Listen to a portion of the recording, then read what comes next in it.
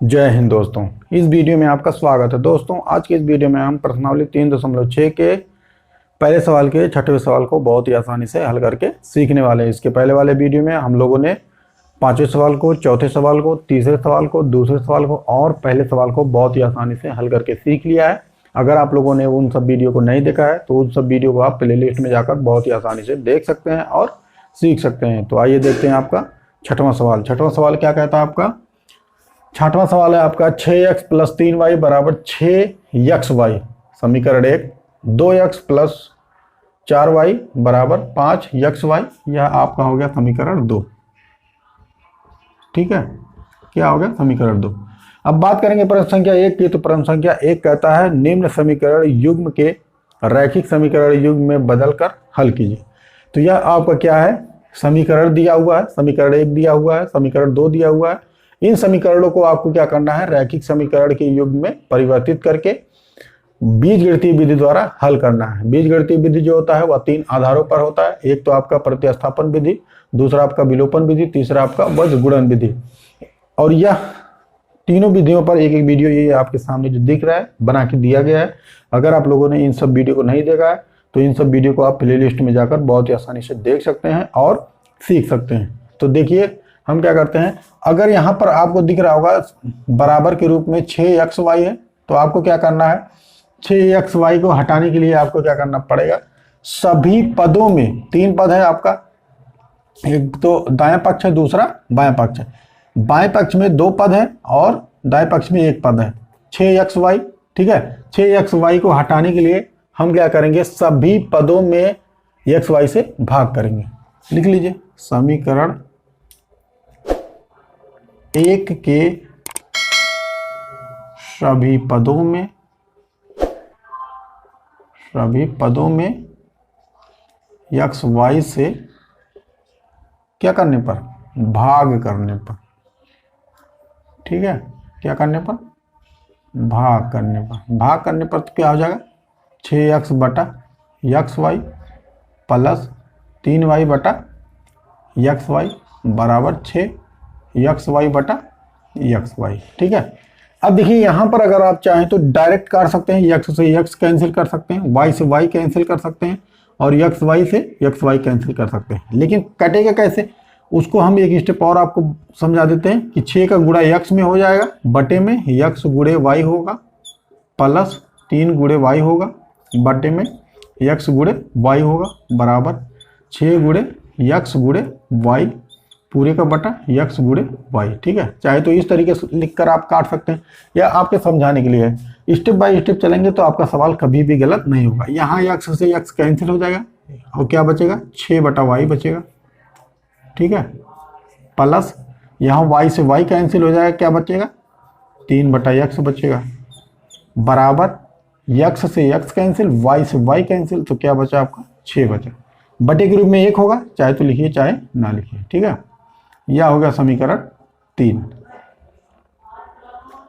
क्या हो गया? समीकरण 3 हो गया। इसी तरीके से हम समीकरण 2 को भी लेकर चलते हैं साथ में। ठीक है, समीकरण 2 के सभी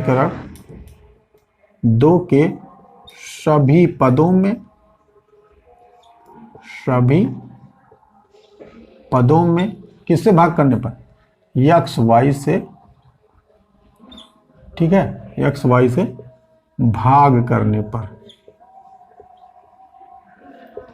जब भाग करेंगे तो आपका कितना हो जाएगा? समीकरण 2x बटा xy प्लस 4y बटा xy बराबर 5xy बटा xy।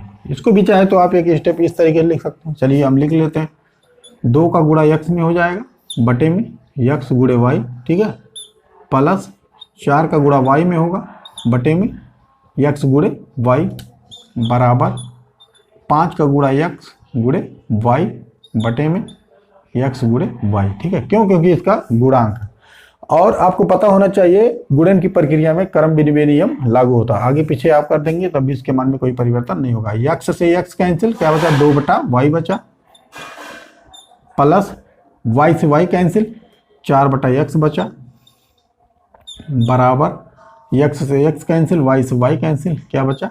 5, समीकरण 4 हो गया। ठीक है, यह हो गया समीकरण 4।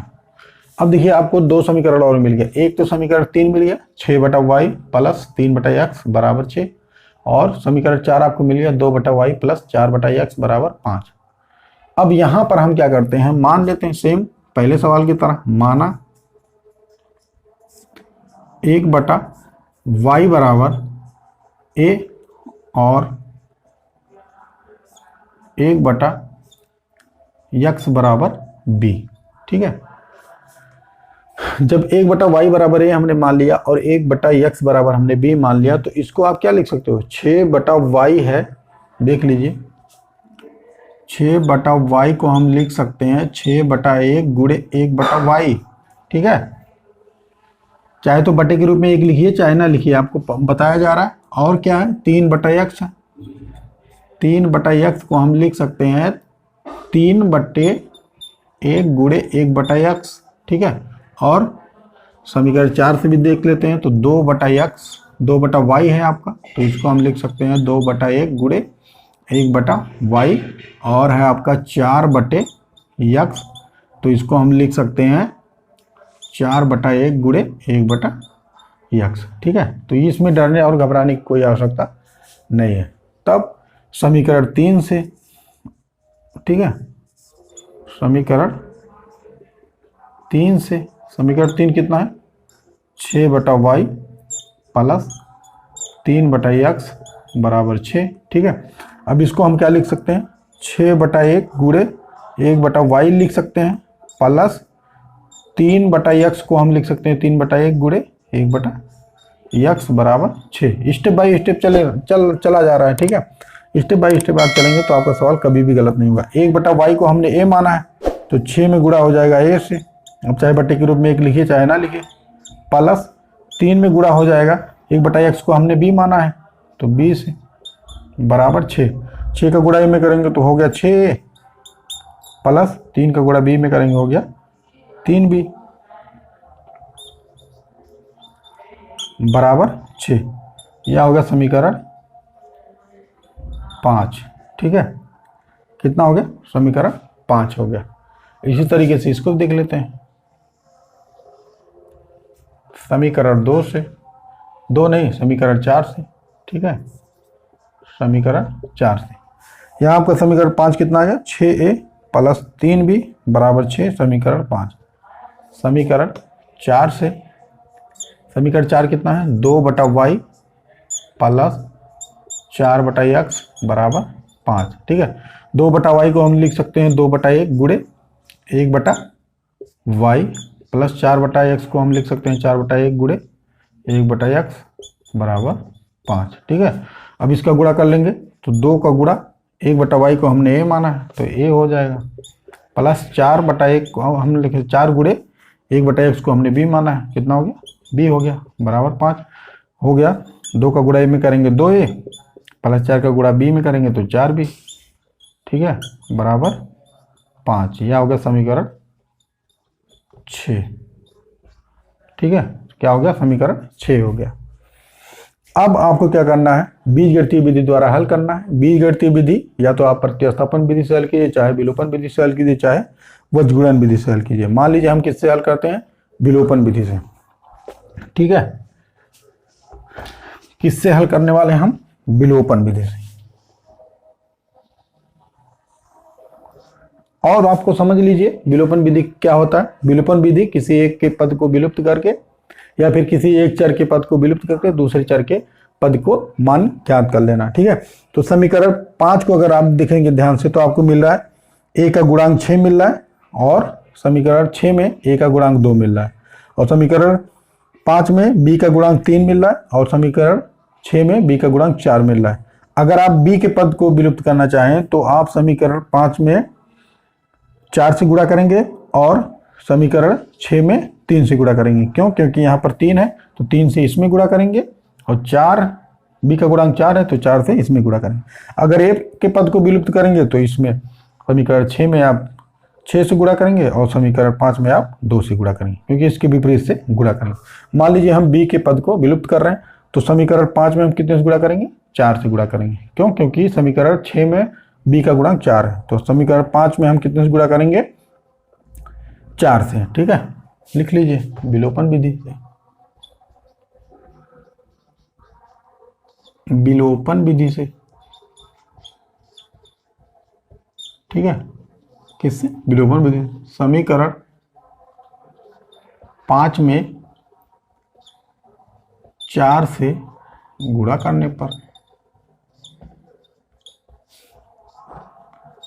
4 से गुणा क्यों किया जा रहा है? क्योंकि यहां पर समीकरण 6 में बी का गुणांक 4 है, ठीक है, और समीकरण 6 में हम कितने से गुणा कर देंगे? बी के गुणांक 3 है, तो 3 से हम गुणा कर देंगे। तो समीकरण 5 कितना है आपका? 6 + 3b = 6। 6 + 3b = 6। दोनों पक्षों में हम क्या करते हैं? 4 से गुणा कर देते हैं। ठीक है, कितना हो जाएगा? 4 छक्के 24 से प्लस 4 तिहाई 12b = 4 छक्के 24। ठीक है, यह हो गया समीकरण 7। कितना हो गया? समीकरण 7 हो गया। अब समीकरण 6 में हम कितने से गुणा करेंगे? 3 से गुणा करेंगे। लिख लीजिए समीकरण 6 में, समीकरण 6 में 3 से गुणा करने पर, ठीक है, समीकरण 6 में 3 से गुणा करेंगे। समीकरण 6 कितना है? 2a + 4b = 5। 2a + 4b = 5। सभी पदों में हम कितने से गुणा करेंगे? 3 से। दोनों पक्षों में 3 से गुणा करेंगे, तो 3 दूनी 6 प्लस 3 चौके 12b = 3 × 5 = 15। यह हो गया समीकरण 8। ठीक है, कितना हो गया? समीकरण 8। अब आपको क्या करना है? समीकरण 7 में अगर देखेंगे तो b का गुणांक 12 है +12, ठीक है, और समीकरण 8 में भी आपका कितना है? b का गुणांक +12 है। तो आपको क्या करना है? घटाना है। चाहे तो समीकरण 7 में से 8 को घटाइए तब भी आपका आंसर आएगा, या फिर समीकरण 8 में से 7 को घटाइए तब भी आपका आंसर आएगा। मान लीजिए हम समीकरण 7 में से 8 को घटाते हैं। ठीक है, समीकरण 7 में से समीकरण 8 को घटाने पर, ठीक है, समीकरण 7 कितना आपका?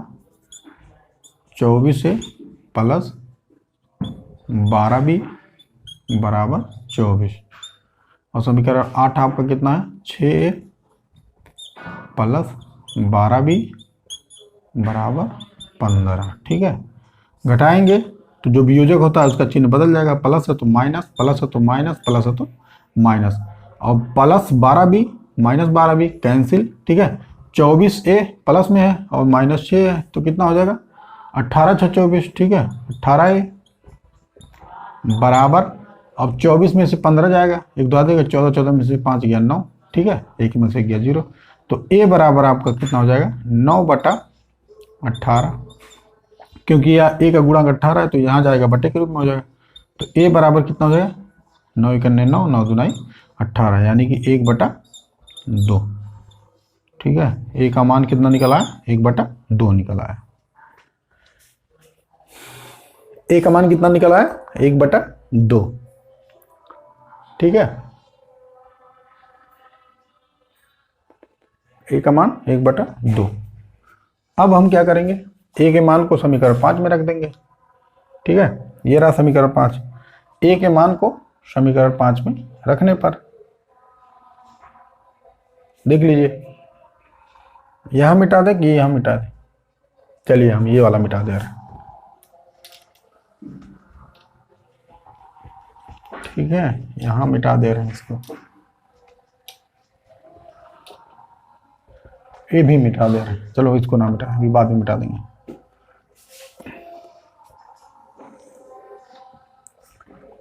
a के मान को समीकरण 5 में रखने पर लिख लीजिए, a के मान को समीकरण 5 में रखने पर, ठीक है, रखने पर। क्यों? क्योंकि आपको x और y का मान निकालना है। यहाँ पर आपने x बराबर 1/x बराबर b माना है और 1/y बराबर a माना है। तो ठीक है, 6a समीकरण 5 कितना है? 6a + 3b बराबर 6। 6a + 3b बराबर 6। तो a का मान कितना है? 1/2। तो 6 का गुणा हो जाएगा 1/2 में प्लस 3b बराबर 6। अब यह हो जाएगा 2 से 2 तिहाई 6, 3 का गुणा 1 में हो जाएगा तो 3 + 3b बराबर 6। ठीक है, चाहे तो यहाँ पर भी कॉमन ले सकते हैं, लेकिन हम ऐसा नहीं करेंगे। यहाँ पर आपका 3b बचेगा और यह इधर जाएगा माइनस हो जाएगा, क्योंकि यह अचर राशि है। ठीक है, 6 - 3। अब देखिए, अगर यहाँ पे 3 कॉमन लेते तो 1 + b बचता, लेकिन ऐसे भी करके आपका आ जाता है आंसर। लेकिन आपका अचर राशि को एक पक्ष में और अचर राशि को एक पक्ष में, चर राशि को एक पक्ष में हम कर देते हैं। ठीक है, तो अचर राशि आपका यहाँ प्लस में है तो इधर जाएगा माइनस में हो जाएगा। तो 3b बराबर कितना हो जाएगा? घट जाएगा, 6 में से 3 गया 3, तो b बराबर हो जाएगा 3/3, क्योंकि b का गुणांक 3 है। तो b बराबर हो जाएगा 1। ठीक है, 1/1 यानी कि 1। यही क्या हो गया? आपका मान हो गया। किसका? b का मान 1 हो गया और a का मान 1/2 हो गया। लेकिन आपको x और y का मान बताना है। तो x बराबर आपने माना है 1/x बराबर आपने b माना है और 1/y बराबर आपने a माना है। तो इस पर आपको रखना है। ठीक है, आगे देखिए, मिटा दे रहे हैं इसको।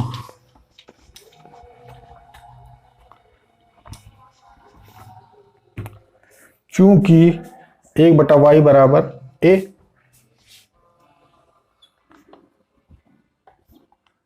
ठीक है, चूंकि 1/y बराबर a, तब 1/y बराबर a का मान कितना है? 1/2। 1/2। अब इसका हम तिर्यक गुणा कर लेंगे। y का गुणा 1 में हो जाएगा तो y हो जाएगा, बराबर 2 का गुणा 1 में हो जाएगा तो 2 हो जाएगा। y का मान कितना आ गया? 2। ये क्या हो गया? आंसर हो गया। ठीक है, आंसर कितना हो गया? y बराबर 2।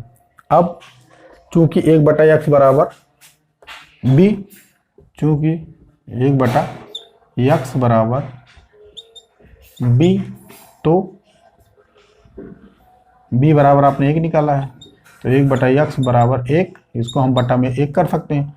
तो x तिर्यक गुणा हो जाएगा, x का गुणा 1 में होगा x और 1 का गुणा 1 में होगा 1। ठीक है, यही क्या हो गया? आपका आंसर कितना हो गया? x बराबर 1 और y बराबर 2। ये क्या हो गया? इसका आंसर हो गया। ठीक है, तो उत्तर कितना आ गया आपका? x बराबर 1 और y बराबर 2। इस समीकरण का जो उत्तर है वह है आपका x बराबर 1 और y बराबर 2। ठीक है, तो अगर आप स्टेप बाय स्टेप चलेंगे तो आपका सवाल कभी भी गलत नहीं होगा। तो आपको क्या करना है? ट्रिक का प्रयोग बिल्कुल नहीं करना है, आपको स्टेप बाय स्टेप चलना है, तो जिससे आपका आंसर 100% सही हो, जिससे आपको बोर्ड के पेपर में कम से कम 98% आपका नंबर आ सके। ठीक है, गणित के साथ साथ आपको अन्य विषय भी पढ़ना है, वो भी आप अपने आधार पर बहुत ही अच्छे तरीके से तैयारी कर सकते हैं। आपको क्या करना है? डेली या फिर प्रतिदिन सभी अध्याय को कम से कम 1-1 घंटा आपको पढ़ना है। ठीक है, तो उम्मीद करते हैं यह सवाल लगाना आप बहुत ही आसानी से सीख गए होंगे, अगर आपने वीडियो को शुरू से अंत तक देखा होगा तो, और आपको वीडियो काफ़ी ज़्यादा पसंद आई होगी। अगर वीडियो पसंद आई तो वीडियो को लाइक कीजिए, शेयर कीजिए, कमेंट कीजिए। अगर आप हमारे चैनल पर नए हैं तो चैनल को सब्सक्राइब कीजिए। मिलते हैं अगली वीडियो में एक नई ऊर्जा के साथ। तब तक के लिए हंसते रहिए, मुस्कुराते रहिए और मेहनत पढ़ते रहिए।